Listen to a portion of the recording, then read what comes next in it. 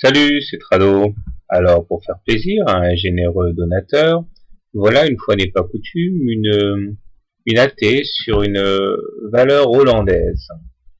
Alors, l'action est en période de consolidation.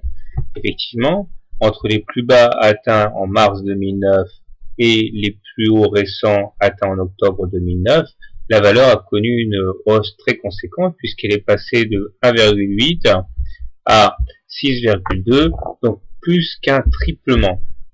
Il était donc légitime à partir de ce moment d'avoir droit à une consolidation de bonne facture, et c'est ce que nous avons eu, puisque nous avons retracé à peu près 50% de la précédente hausse, c'est-à-dire qu'on est venu percuter les 4,06 euros. Depuis que ces plus bas ont été atteints, ce qui nous permet d'ailleurs de tracer une oblique orange là de moyen terme, eh bien nous assistons à 4 semaines de hausse assez soutenue. Nous nous sommes affranchis de la M7 et nous nous sommes également affranchis de la M20, mais celle-ci restant décroissante, on ne peut pas dire que la tendance soit haussière. Nous allons d'ailleurs d'ici une semaine sans doute nous attaquer à la M30, ici en pointillé noir, si cher à Stan Weinstein. Les indicateurs techniques sont mitigés puisque si le MACD reste négatif et in extremis sous son signal, le stochastique, quant à lui, est bien orienté, de même que le momentum qui est supérieur à la ligne des zéros.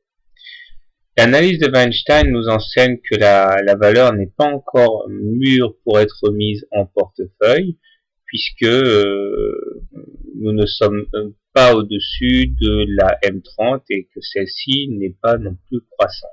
Il y a une vidéo didactique par rapport à ça sur le blog.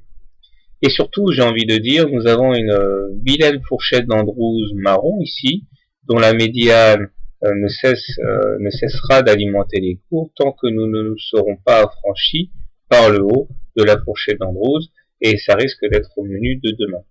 Pas d'espoir tant qu'on n'a pas cassé ça à la hausse en clôture. Bien. Alors, comment trader la valeur, celle-ci étant shortable, vendable à découvert? Si je devais acheter la valeur, je pense que j'attendrai un contact avec la M20 ici. J'achèterai stop loss en cas de clôture sous la M20, objectif, eh bien un retour sur les précédents plus hauts à 5,15 euros, et pourquoi pas à moyen terme aller chercher les 6,25 précédents top.